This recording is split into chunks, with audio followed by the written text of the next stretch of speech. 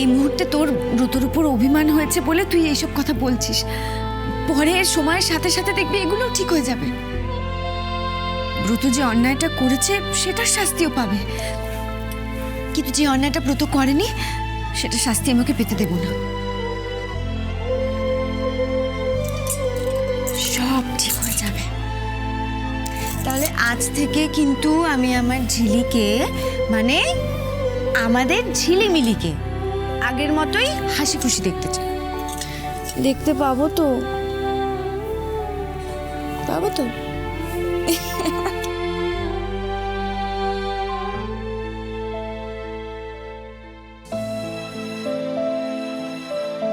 সত্যি একমাত্র ইরাবতীই পারেন সবাইকে এইভাবে নিজের ভালোবাসা দিয়ে আগলে রাখতে, পাল্টে ফেলতে, ঠিক যেমন আমাকে একটু একটু করে পাল্টে ফেলেছেন।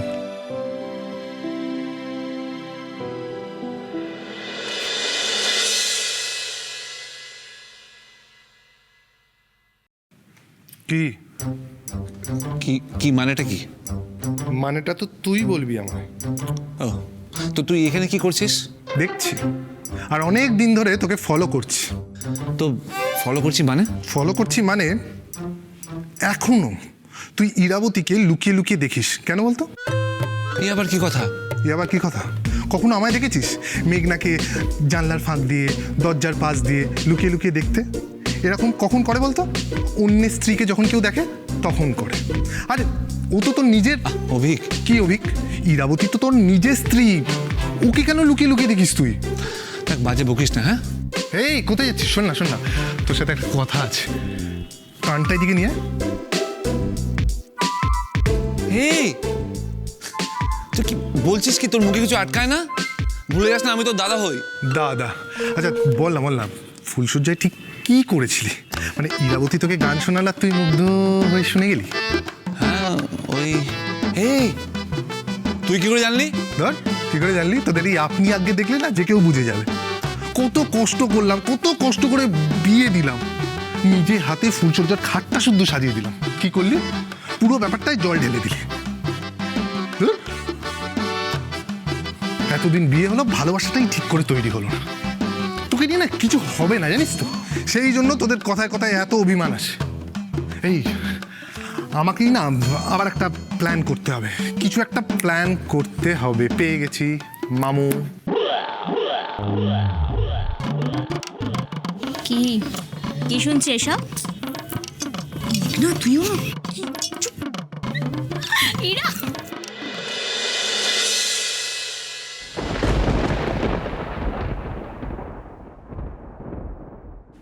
you are a genius. I know that. কিন্তু কিন্তু এখন না আমার একটা সাজেশন আছে। ইয়েস, মন দিয়ে শোনো। দেখো, তোমার এখন উচিত বাড়ির ভেতরে থাকা। হ্যাঁ, কারণ তুমি যত বাড়ির বাইরে থাকবে ইরাবতীর সন্দেহটা তোমার উপর তত বেড়ে যাবে। তুমি বাড়ির ভেতরে থাকলে সন্দেহটা কমে যাবে। হ্যাঁ, এই যে তুমি তুমি আমার এখানে চলে এসেছো, যদি কেউ তোমায় ফলো করতে পারতো, এখানে চলে আসতো, তখন কি হতো? No, you are right. You are absolutely right. আমার এখন বাড়িতেই থাকা উচিত। হ্যাঁ, তারপরে স্যান্ডি, তাই না? স্যান্ডি বাড়িতে আছে এখন, তো তোমার ওকে সামলানো উচিত, তাই না? যদি ও কোনো আবার প্রবলেম করে আমাদের রাস্তায় চলে আসে, তখন কি হবে? না, আমি তো ওকে খুব মিস করি না। আমার সারাক্ষণ মনে হয় যে আবার কবে আমি, তুমি, নীল, স্যান্ডি সবাই একসাথে হবো। তো আমরা আবার সবাই এক হব। হ্যাঁ, কিন্তু এখন তুমি বাড়ি যাও, কারণ তোমার যেটা বললাম এই ইরাবতীর সন্দেহটা। হ্যাঁ, সাবধানে যাও, আমাকে ফোন করবে, আমাকে জানাবে। হ্যাঁ, আমি ওয়েট করবো। হ্যাঁ, সাবধানে যাও কিন্তু। ওকে? এতক্ষণ লুকিয়ে থাকা যায়? আর উনি এভাবে তোমার গায়ে পড়ছিল কেন? আর উনি কে? ওয়াইফ না, মানে আমার দাদার ওয়াইফ, বিধবা, জানো তো। হ্যাঁ, খুব দুঃখী আমি, তাই হেল্প করি। আর জানোই তো, মানুষকে হেল্প করলে গায়ে পড়ছে চেপে বসে। সবাইটা তোমার মতো হয় না। না ছাড়ো। বলছি কি সুইটহার্ট, একটু ধৈর্য ধরো। টাকা, প্রপার্টি ওগুলো আমার হাতে চলে আসুক, তারপরে আমরা দুজনে মিলে সোজা কানাডা। Yes, Canada. কেউ আমাদের ছুতে পারবে না। মোনা তো আমার খেলার ছোট্ট একটা ঘুঁটি, ওকে দিয়েই তো এত বছর আনন্দ চ্যাটার্জির ওপর আমি নজর রেখেছি। আচ্ছা আচ্ছা, ব্যাপারটা কি এবার তুমি খুলে বলো তো, কি হয়েছে এটা কি? মামু ব্যাপারটা হলো এই তুই চুপ করবি? ড্যাডকে এসব কথা বলে তোর কি মাথা খারাপ হয়ে গেছে? আরে মাথা খারাপ হয়ে কি আছে? মামু তোর ড্যাড হয় হয়তো, মামু সবকিছু জানার অধিকার আছে। তুই চুপ করে থাক, আমায় বলতে দে। বাবা তুই এসব কথা বলবি না। আমায় বলতে দে। মামু ওর সাথে ইরাবতীর, কিন্তু আমি তোমায় বলছি ওর সাথে। তুই চুপ কর। তুই চুপ কর, আমায় বলতে দে। তুই বেশি কথা বলছিস। তুই চুপ কর। আমার উপরে ভরসা রাখ। আমি বলছি তো। এই তোমরা কি শুরু করলে বলো দেখিনি? ড্যাড তুমি একদম ওর কথা শুনবে না, ঠিক না আছে? না না, আমার কথা শুনতেই হবে মামু। না তুমি আমার কথা শান্তি শান্তি, তোমরা দুজনেই শান্ত হও। এবার আমি যাকে বলবো সে বলবে। ভাগ্নে বলো। ড্যাড আরে অনেক বেশি উদ্গ্রীব, ওকে আগে বলতে দাও। বলতে দাও, বলো বলতে ভাগ্নে। দাও। মামু তোমার উপরে আমার একটা অভিযোগ আছে। আমার উপর? হ্যাঁ।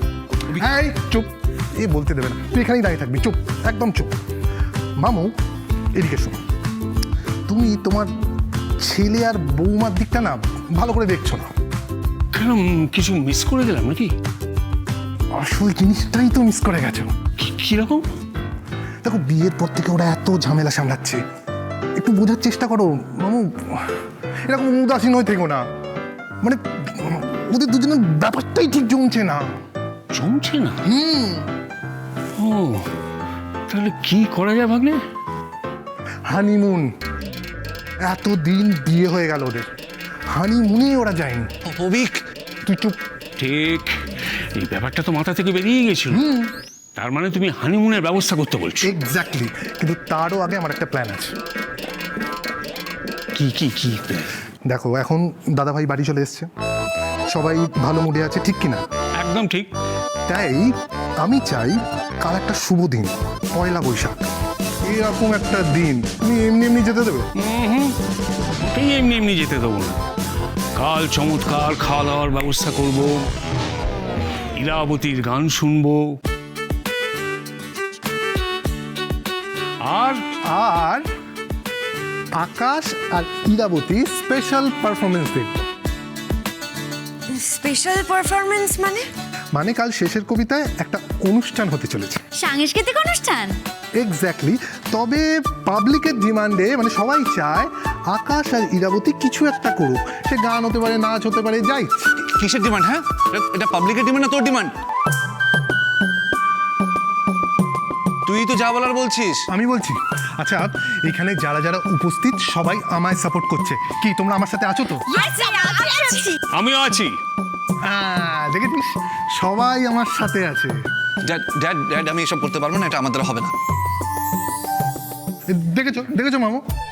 সবটাতে তোমার না কেন আকাশ দা? না মানে এটা আমি কি করে আমি করব? কি না কেন না? কেন না?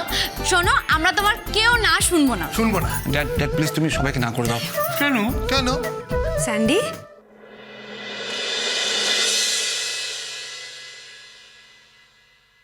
তুমি এখানে দাঁড়িয়ে কেন? এসো এসো এসো। বাবা, আমার একটা কথা বলার আছে। তুমিও না বলবে নাকি? না, আচ্ছা স্যান্ডি, তুমি এখানে দাঁড়িয়ে পুরোটা শুনেছো তো? মানে তুমি পয়লা বৈশাখের অনুষ্ঠানে পার্টিসিপেট করবে তো? Yes, it will be fun. তাহলে আমার মনে হয় বাবা, স্যান্ডি বলুক, মানে আমাদের পারফরমেন্স নিয়ে ওই বলুক। কি করা উচিত বলো তো আমাদের? পারফরমেন্স হবে। ব্রো, তুমি প্লিজ না করো না। স্যান্ডি তুই এদেরকে সাপোর্ট করছিস? মিস্টার চ্যাটার্জি, এখন তো আর আপনি না বলতেই পারবেন না। স্যান্ডি বলেছে, আপনাকে তো রাজি হতেই হবে।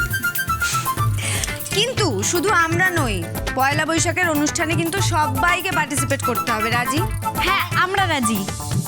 নতুন বছরকে আমরা নতুন করে স্বাগত জানাবো, তাই তো? নতুন করে, এই এদিকে আয়, শোন না শোন না শোন না। কি হলো এটা? কি নতুন করে তোর ফুলসজ্জা হবে। মানেটা কি? মানে মানেটা আবার কি? মানেটা হলো নতুন বছরে তোমাদের সম্পর্কটাকে নতুন করে সাজিয়ে গুছিয়ে নিতে হবে।